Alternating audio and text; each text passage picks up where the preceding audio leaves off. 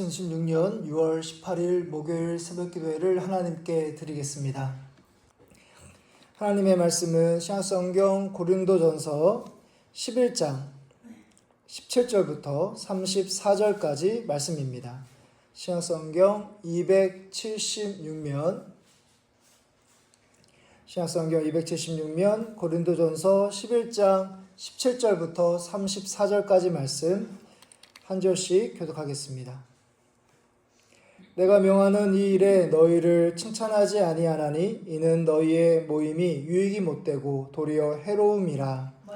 너희가 교회에 모일 때 너희 중에 분쟁이 있다 함을 듣고 어느 정도 믿거니와 너희 중에 파당이 있어야 너희 중에 옳다 인정함을 받은 자들이 나타나게 되리라.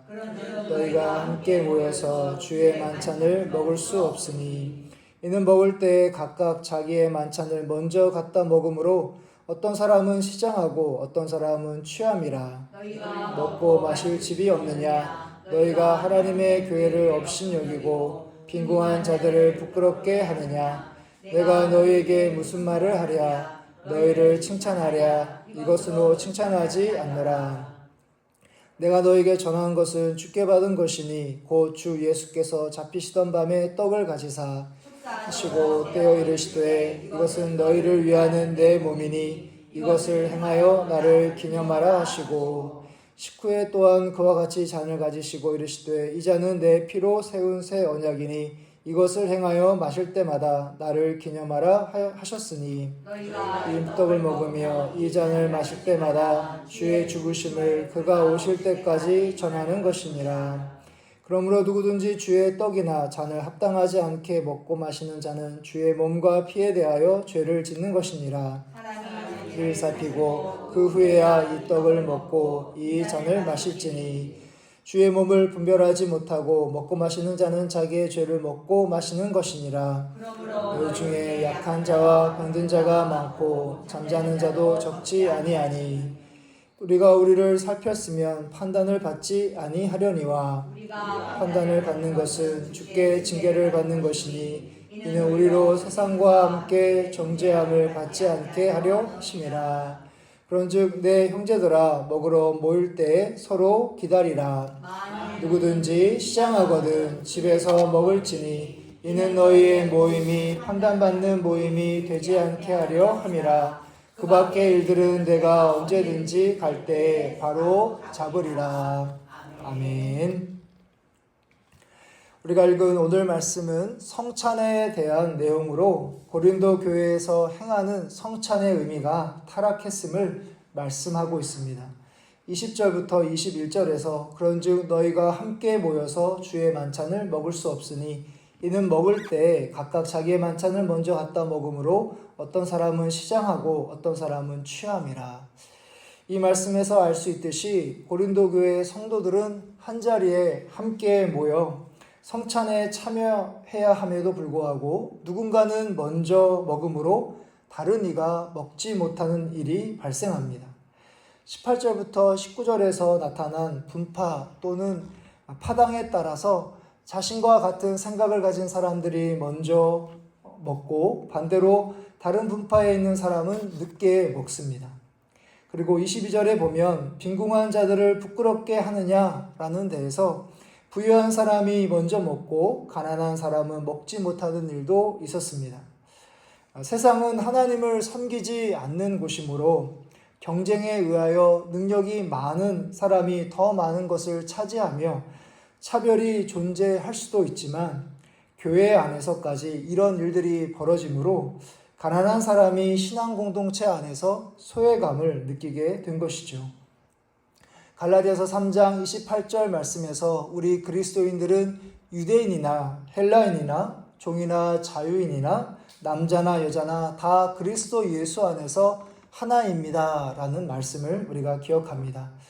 신앙 공동체 안에는 차별이 존재해서는 안 되고 모두 동등하게 귀한 존재로 여겨야 한다는 것이죠.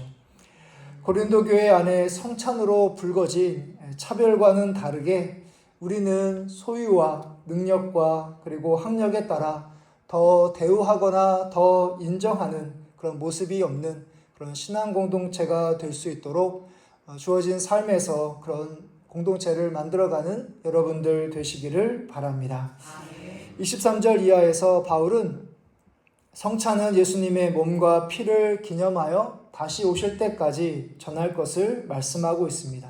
우리가 읽은 말씀 24절부터 25절까지의 말씀, 오늘 24절부터 25절까지 말씀을 다시 한번 같이 함께 읽도록 하겠습니다.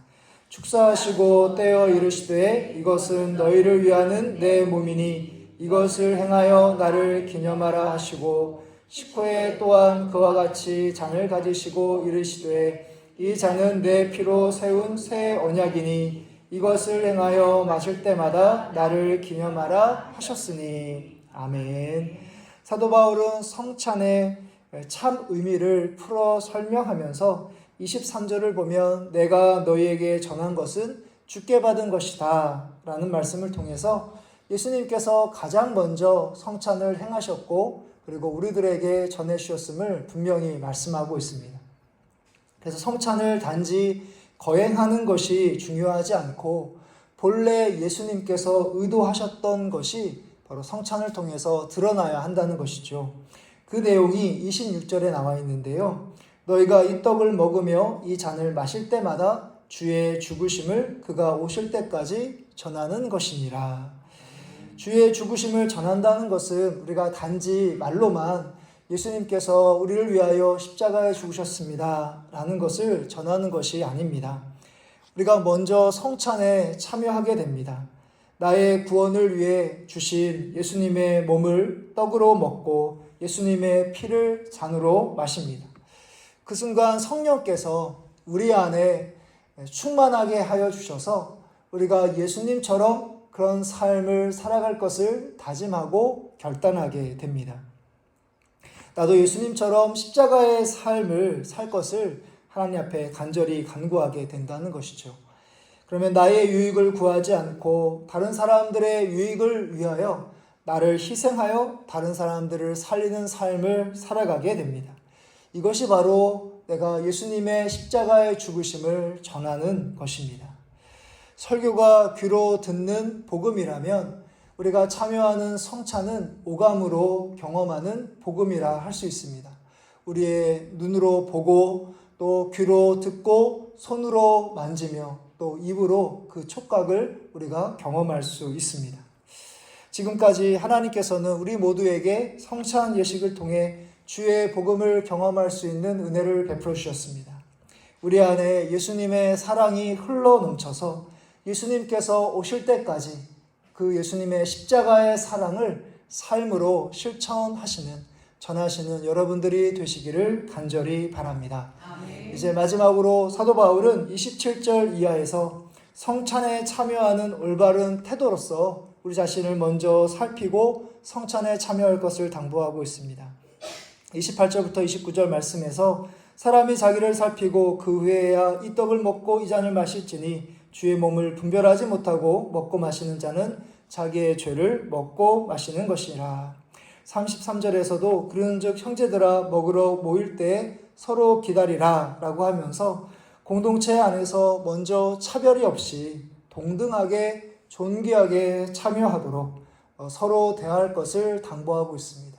내 자신이 그런 모습으로 이 성찬에 참여하고 있는지, 또 신앙 공동체 믿음의 성도들을 그렇게 사랑으로 대하고 있는지를 우리 자신이 먼저 살펴보아야 한다는 것이죠. 우리가 섬기고 있는 교회란 예수 그리스도를 구주로 고백하는 신앙 공동체가 바로 모임이 교회입니다. 예수님이 나뿐만 아니라 다른 사람들을 위해서도 십자가에 달려 죽으셨음을 내가 믿기 때문에 우리 모두는 존귀한 존재라는 사실입니다. 하나님께서 우리에게 주신 성찬과 신앙생활을 통해서 서로 동등하게 여기며 또 차별이 없이 사랑으로 대하는 그런 예수님의 십자가의 사랑을 몸소 행하며 또 이 세상 가운데 나타나는 우리 서우교회 신앙공동체가 되기를 주님의 이름으로 축복합니다. 아멘. 하늘에 계신 우리 아버지여, 이름이 거룩히 여김을 받으시오며 나라의 마옵시며 뜻이 하늘에서 이루어진 것 같이 땅에서도 이루어지리이다. 오늘날 우리에게 일용할 양식을 주시옵고 우리가 우리에게 죄 지은 자를 사하여 준 것 같이 우리의 죄를 사하여 주시옵고 우리를 시험에 들게 하지 마시옵고 다만 악에서 구하시옵소서. 내게 나라와 권세와 영광이 아버지께 영원히 있사옵나이다. 아멘.